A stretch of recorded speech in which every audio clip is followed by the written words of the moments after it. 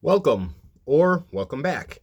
So I was gonna head to the shop today and bleed the cooling system and get everything ready to drive my car to the fabricators. But something popped up, and as the day grew later, I decided it probably isn't the best idea for me to go work late at night at the shop, especially with the rainy and cold weather. So I decided I'm going to wait until tomorrow. I'm going to spend the rest of the evening editing. So, lucky for you guys, you get two videos in one day. So you're going to see the bumper, fan shroud, and a little sneak peek at what is to come in the upcoming days. Besides that, I don't think there's really much going on. Um, yeah, so Sunday, I'm going to head to the shop first thing in the morning and try and get the car ready to be driven so that I'm able to bring it to the fabricator and have my downpipe redone. Uh, so let's get into it. All right, so it's not looking too good for my old bumper. Um, the good thing is, God,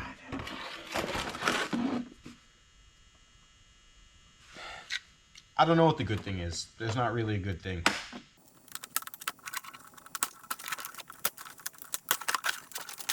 Ah, spilling stuff everywhere.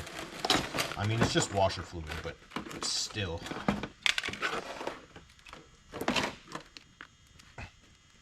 Okay.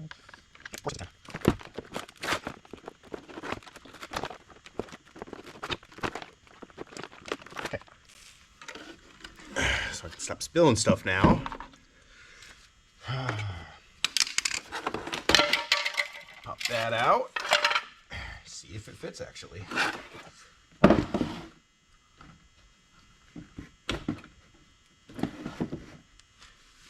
So now that there's not stuff holding it together, you can really see how bad the bumper actually got it this winter.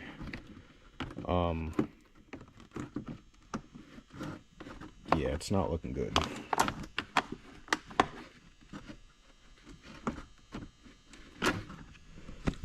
And the worst part is I kind of have to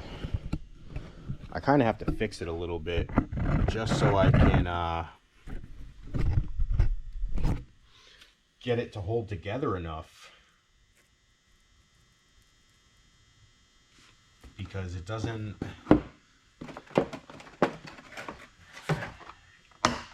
fit. It's hard when everything's moving around so much, you know. So I got to take these off because this doesn't go to the edge of the bumper. So I gotta cut off this.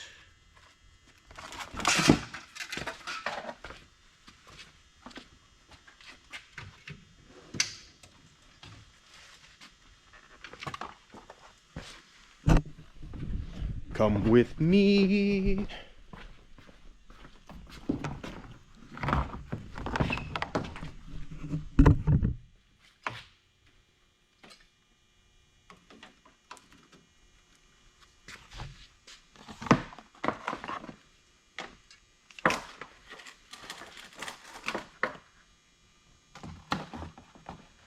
All right.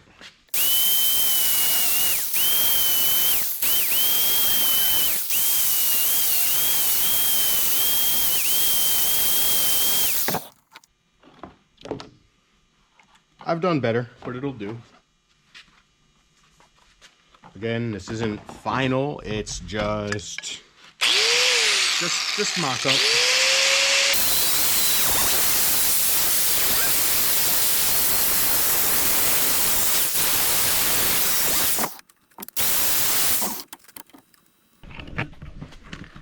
So now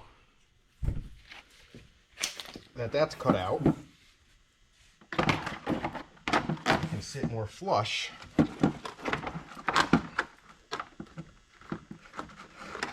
Oh, it don't fit. So I'm just going to speed through these 10 minutes of me trying to get this non-M lip to fit this M bumper. Yeah, it just doesn't fit, and obviously I wasn't going to be able to get it to fit. Which makes sense because it's not designed for this bumper. Unfortunate, but it is what it is. So I got to put the license plate back on it, and I have to remount the washer fluid reservoir over on the passenger side. Because obviously, where the washer fluid reservoir went factory, I have a turbo now. So I have this hose that goes to the hood to the sprayers, and then I just connect that hose to this hose. I don't need the level because I don't have an onboard computer anymore because I deleted it for my gauges. But that hose goes to here, and then I have the factory. It's actually an OBD2 plug, and that I put from a part out car into this one, but I didn't have the pump. So I cut this out of the OBD2 harness and I attached it to the OBD1 harness.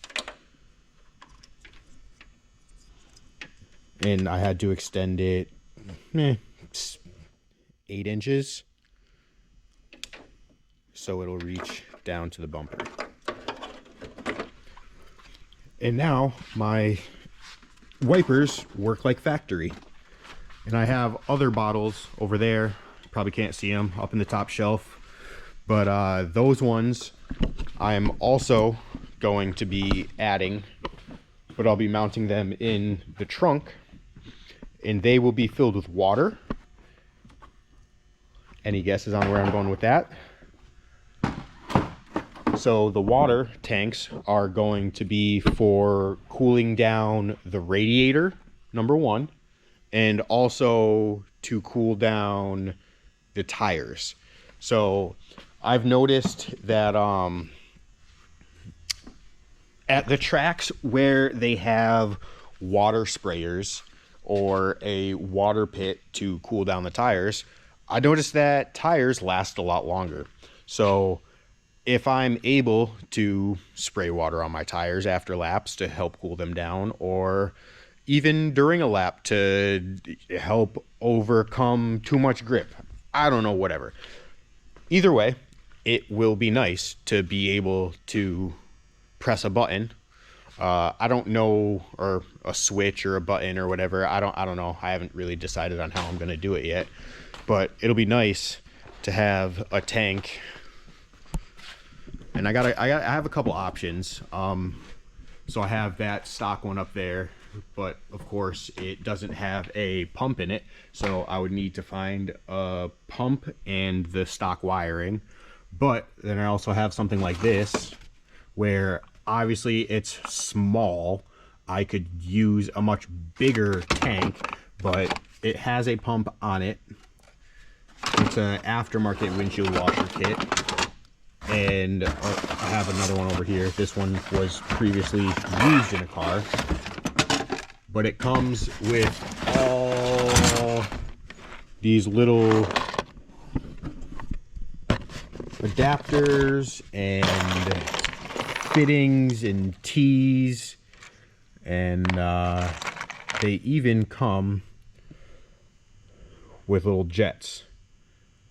So I figure I'd take these and I can put them through, say one of these holes, you know, through one of these holes here, and I can just have the water going directly to it, and then I can have water spraying on my radiator, help cool everything down. So that's the idea with that. Obviously we'll see once we get to that point. But yeah, we're making our way we're getting there. We're almost ready to go drifting.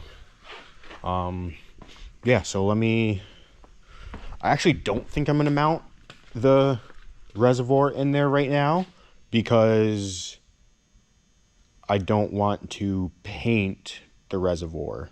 So the bumper's good. I can't mount the license plate or the reservoir until I paint it. I'm not going to paint it today because it is raining and a little bit chilly. But that's pretty much it for today. I don't really have anything else that I'm able to do until I get the car towed so we can get this fixed. I think we're going to call it there for today. So I did the wastegate, I did the front bumper, and there was one more thing that I wanted to do today. Oh, I bought front tires because I bent one of my wheels over the winter time hitting a pothole. So I bought a set of front tires to go on the rear. I'm sorry, that doesn't make sense. I bought front tires, and the front tires are going to go on these wheels. These wheels are currently on the rear of the car, but they have a 245/45/17 on them. And with my angle kit and my front fenders, I can't fit. I might be able to fit a 225, but it might rub on the frame of the car when I'm at full lock. I definitely can fit a 215, but my 215s are trash from the past 2 seasons, so I need 2 new front tires. So I'm going to take my 2 new tires that I bought, and the 2 new tires are going to go on the wheels that are currently on the rear of the car. Those wheels, because they're the same size as my previous fronts, are going to go from the rear to the front of the car. Those are going to be my new steer wheels. And then I'm going to take my Kansais and put the 245s that are currently on the car on the Kansais and throw those in the rear. So I will still have my 215 245 setup, but instead of having my matching 5-spoke Miglias like this car, I will just have my Miglias up front, and I will have the Kansais in the rear. I don't love the Kansais look. I kind of wish I would have gone not with a different wheel, but just a different tire setup for them. I feel like with the 245, they don't look as aggressive as I was expecting them to. Maybe with a 255 they would look more aggressive. They are it's a 17/9 plus 12. Yeah, it's a 17/9 plus 12. So the fit is really good with my body kit, but I'm just not sure of the tires. I think the tires are throwing it off, because this is a 245 on an 8-inch wheel. This is meaty. This is aggressive. This looks really good on my car. But it's only an 8-inch wide wheel, which gives it that aggressive looking, meaty race car stance fitment. Whereas with the Kansais, running a 245 on them, they're an inch wider than those wheels. So while the fitment is more aggressive on the Kansais, running the same 245 tire makes them look not as good as they could, in my opinion. So So I might try and find like a 255 or a 265, but my issue is tires that are 17s in a 255 or a 265. It's not a super common tire unless you're, looking at like a 60 or a 65 series sidewall. So with it not being a super common tire size, they're expensive. Which is annoying because I run them on the rear of the car. On the drift car, they're drift spares, so it's not that great to be spending a bunch of money on tires that I'm going to be destroying in, I don't know, 4 hours. So I'll see how I can make them look on a 245. Maybe I'll try a 255 or a 265 if I get some extra money this season. But that's going to be the setup for the first event or two, is the 17 by 8s up front and the 17 by 9s in the rear. And then hopefully my buddy Twan will get the rest of my wheels back to me. So I'm going to try and get the 2 Miglias fixed. And then I also have style 156 or 157. So I have 8 of those. Those wheels are these. They're the wheels that I have on my convertible. So I bought these as drift spares, but they came with snow tires on them. So I decided that I would just run them with the snow tires because I needed snow tires. So the snow tires are pretty dead at this point. I've ran them for 2 years. So what I'm gonna end up doing is, I think the rears are still good, but the fronts are kind of shot just because I never rotated them over the winter. Whoops. So I think what I'm going to end up doing is taking the fronts off, or not taking the fronts off, taking the rears off and keeping them to use as winter, excuse me, taking the rears off and using them as winter tires for next year. And then I'll have that spare set of wheels as drift spares. And then the fronts, I'm not going to bother taking them off the wheels. I'm just going to use those winter tires as a set of drift spares. That's always something that I've kind of done. And it kind of works out for me because what I like to do is I like to have my daily driver use the same or similar sizes as my drift car. And it works out perfectly because if you look over here, try not to fall. If you look over here, these are my takeoffs from last season. So what I'll do is I'll buy tires for my daily driver. I will use the tires on the daily driver all season, get them heat cycled, make sure I keep rotating them. But then when I'm done with them for the season, next season, they're drift spares. I'm not going to put them back on the car. I'm just going to buy a new set of tires for the car. And then instead of having to go out and buy drift spares for the first event, I already have tires. But yeah, that's it for today. Hope you guys had a great weekend. Hope you have a great day. And I look forward to seeing you in the next one. Okay, now hear me out. I know I said that I was done, but you gotta look at this. So I was gonna be done, but I hate just hanging out in the shop. Not that shop hangs are boring, but I'm here by myself. So what am I going to do? Just watch YouTube videos or listen to music, So I decided I'm going to take the downpipe off and see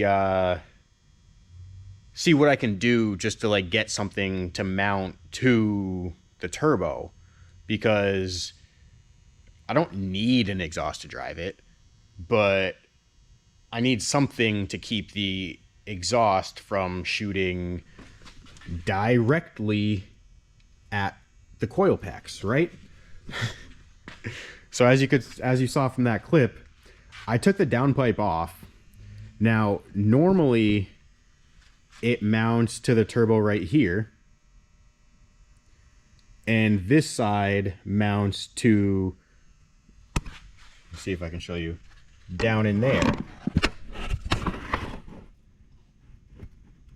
So essentially it mounts to the mid pipe. Move my O2 sensor wiring away from the manifold, but not that I'm going to run the car right now, but but I took the downpipe off, and look it, I attached it backwards, and it fits like perfectly as a hood dump, to the point where it even shoots it off to the side of the car instead of directly at the windshield. So I thought that was pretty cool. I mean, I could honestly just cut it off like right here, cut a hole in the hood, and call it a day. Obviously, I want to get the exhaust finished and have it come out of the back of the car, but I thought this was pretty cool. So if you have a CX Racing manifold with a downpipe on it, then you switch to a Spa turbo manifold, the up pipe, or the top mount style, not the bottom mount. You can take your downpipe and just flip it. Now, this V-band doesn't fit as good as this V-band, so honestly, we'll probably just have it, we'll just extend this side to match or to mate to the turbo. But if we wanted to, we could just chop this off here and try and get it to go to there. Now, obviously, you're working with like 1.5 feet, 2 feet of pipe at that point versus, this much. But sometimes when you're fabricating, it's a lot easier to get from point A to point B in this much space than it is to get from point A to point B with this much space. So having like the option of going either direction, I think it'll be beneficial for the fabricator, my boy Sean. But that's cool. I can start it and drive it onto the trailer and not worry about anything. So that's awesome. I also mounted the bumper. It looks good on the car. I think it'll look better in paint, but it's not bad. I'm enjoying the way the car is coming along for the beginning of the season. Today is April 6th, Sunday, April 6th, and I have 19 days to get this guy done for the Lebanon Valley event, and 20 days to get it done for the Lock City Drift event, which I already purchased my ticket for, so we got some work to do. On top of finishing this car, I also, let me walk outside with you guys real quick. On top of finishing my car, I'm also going to be going drifting with my buddy, excuse me, with my buddy Louie, who, he has a BRZ that he drifts, but it's also his daily driver. So he doesn't really want to drift it with the, the thought of if it breaks. he could have, you know, not a car to drive for the week or whatever until he can fix it. But he also has this E36 sedan. Now, this E36 sedan, he bought it from one of our buddy Mike, and it's completely gutted. I mean, you can see it's full of parts right now, but the dash is gutted. It's got a switch panel. This is all like the stock wiring. These are all like the window switches and everything. So like everything is here. So I just have to clean up the wiring. I have to bleed the handbrake. Everything is there. It's got dual caliper with Willwoods on it. It's got cut knuckles. I mean, he's got an M3 bumper on it, you know, 17-inch wheels. It is just a 2.5 liter M52. It's not an M50, but it should go. So it's essentially the same motor that's in this car. It's on coilovers, has a handbrake. The interior's gutted, so it should be fairly light. It's had some rust repair done to it. But it's going to make for a good drift car. So I need to... Didn't shut that door earlier. I was looking at tires. So this, to make this car drift, I need to put coolant in it, bleed the cooling system, and bleed the handbrake. I don't know if the regular brakes need to be bled. I think they're good. I have flares to throw on the rear of it just to like clean it up a little bit for him. But yeah, he needs a welded diff and handbrake bleed and just clean up a little bit on the inside, and he can drift that. So I have to get that one ready along with mine ready. So over the next 20 days, I really have quite the bit of work cut out for me, because he also wants to go drift Lebanon Valley and Lock City. If he only wanted to go to Lock City, probably wouldn't be that big of a deal. But with him wanting to do both with me, we got to get his car done too. So that is actually the car that he's having me do a turbo build on. So I'm essentially replicating this car for him with that chassis. So that's the plan there. But obviously to turbo that car, it's going to take a little bit more than 20 days when he doesn't really... Not that he doesn't have everything that he needs, but it's not like just re-chassising a turbo drivetrain into a non-turbo car. It needs a tune, it needs the head gasket done, it needs the head studs put in, it needs there's no intercooler mounted. The intercooler piping is not done yet. It still needs an exhaust. Like, the amount of work to get that car to be where this car is going to take more than 20 days. I mean, I could probably do it in a week, but we're talking a week of constantly working on it. And I do have a full-time job that I need to work in order to pay for all of this stuff. So that's where we're at for now. I'm actually really glad that I came out here early and got this all banged out, because it gives me a lot more hope to get done for the season.